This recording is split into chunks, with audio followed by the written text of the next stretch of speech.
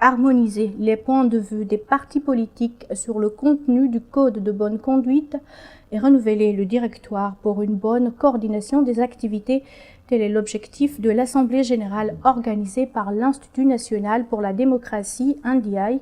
La rencontre qui s'est tenue ce mercredi dans l'enceinte de l'ENAM a regroupé les représentants de plusieurs partis politiques signataires de ce Code de bonne conduite. Mariam Fodé Camara, Ibrahima Sori Camara pour le compte-rendu. Le Code de bonne conduite des partis politiques est un texte d'engagement moral pour la consolidation de la paix et le renforcement de la culture démocratique. À date, 109 partis politiques sont signataires. C'est pour vulgariser le contenu de ce document que le NDI, avec ses partenaires, a initié ces échanges à l'intention des partis politiques. Vous savez, dans le souci du respect du Code, du règlement intérieur, nous avons jugé nécessaire, avec l'appui technique et financier du NDI, pour renouveler le directoire et ses organes. Au niveau de la commission, nous avons joué à l'apaisement, parce que c'est notre principal rôle. Il faut qu'il y ait un climat de paix avant même, pendant et après les élections. La Guinée attend dans les prochains mois d'importants rendez-vous électoraux. C'est pourquoi il est important de réviser ce code pour lequel les partis se sont engagés en 2008.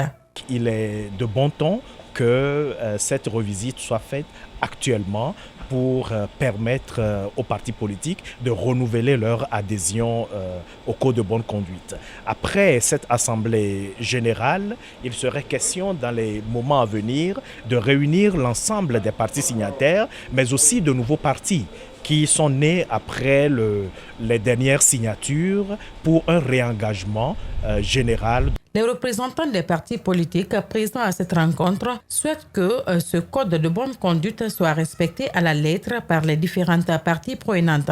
Il est de notre devoir de veiller au bon respect de ces textes qui existent dans ce code et qui ne vont pas s'inscrire seulement pour les partis politiques, mais il y a aussi pour l'État et les autres partenaires. Notre souhait est que chaque entité qui est partenaire de ce code puisse respecter vraiment les textes. L'autre phase de cette assemblée, c'est le renouvellement du directoire et de ses démembrements pour le respect du règlement intérieur.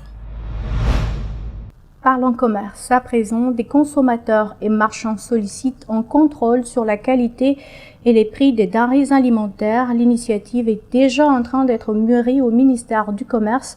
Le département compte engager une campagne dès le 15 mai sur toute l'étendue du territoire. Djibril Ba et Alousséni Camara.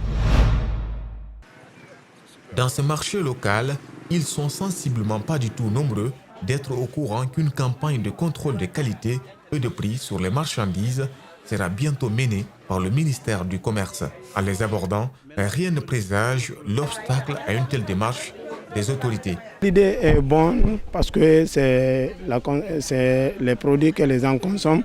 Il faut que le ministère regarde les produits. Si c'est bon pour la santé, c'est très important pour le faire. Les consommateurs sont également conscients de leur état de santé. Ils suggèrent la pérennisation de l'initiative. Ça va diminuer beaucoup de maladies dans le pays et ça c'est un grand atout, quoi. La santé avant tout aussi. Bon, ce contrôle permettra de réduire le taux de saleté dans les aliments. L'objectif visé par l'Office national de contrôle des qualités est d'assainir le marché guinéen, qui pour l'instant détermine difficilement le nombre de quantités d'aliments disponibles, fait savoir le directeur général. Les produits destinés à l'alimentation en général, une fois sur le marché, c'est le contrôle de qualité qui doit suivre. Que ce soit les condiments.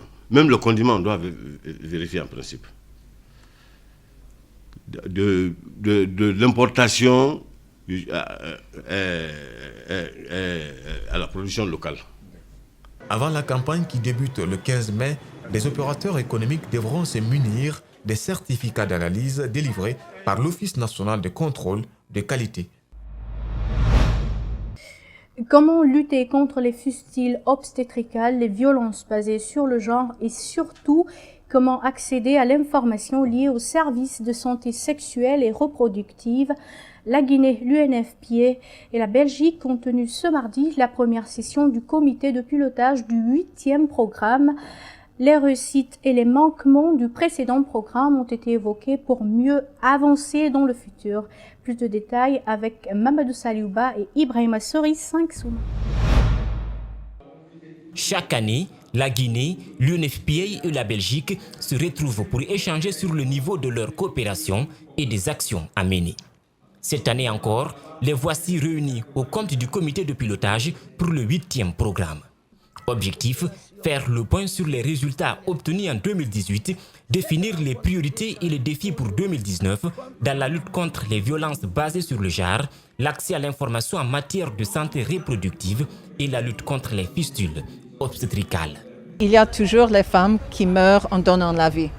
Et tant qu'on a une situation comme ça, on ne peut pas dormir et on ne peut pas rester neutre. Il y a des femmes, et des filles qui sont victimes de violences et qui meurent silencieusement à cause de ça. Et il y a des femmes, on avait parlé tout à l'heure, victimes de fistules, qui sont vraiment écartées de leur vie, de leur famille, de leur village. En 25 ans, la communauté internationale a réussi à changer et à sauver des vies, mais il y a encore des vies qui attendent d'être sauvées. Dans cette perspective, la partie guinéenne vient avec de nouvelles mesures pour mieux gérer les fonds destinés au financement des projets de l'UNFPA. Chaque gouvernorat a un compte bancaire au niveau du Trésor public. Comme le Trésor public, donc le ministère des Finances est celui qui est responsable des deniers publics, tous les financements qui doivent aller au niveau des régions doivent passer par ce compte qui permet de faciliter la redevabilité et de suivre aussi les transactions qui pourraient être effectuées sur ce compte. Mais dans cet objectif de limiter les comptes bancaires pour mieux suivre les traces des fonds, il reste beaucoup à faire, d'où la nécessité de former les responsables locaux pour une bonne transparence. Il arrive que les documents qui remontent de là-bas ne sont pas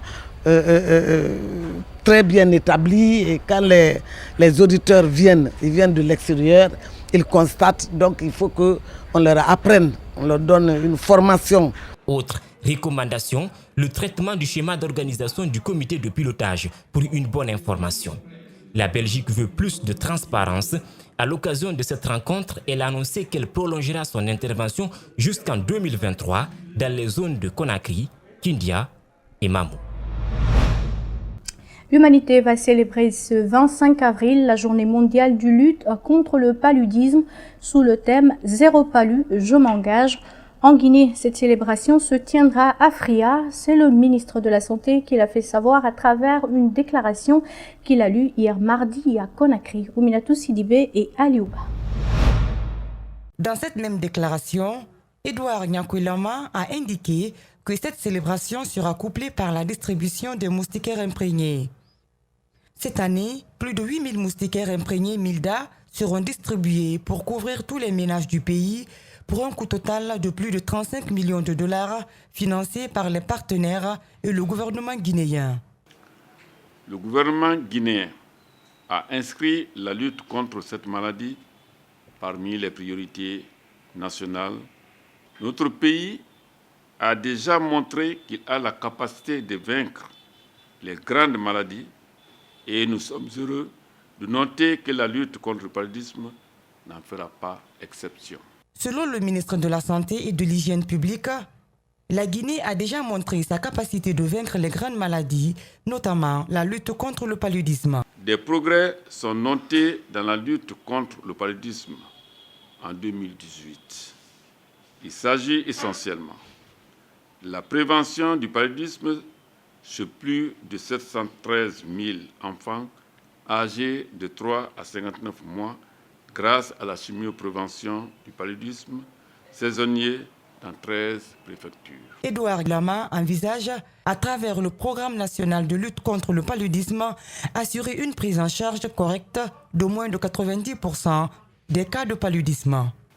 La consolidation de ces acquis exige de nous un effort supplémentaire dans tous les domaines et avec tous les acteurs au développement.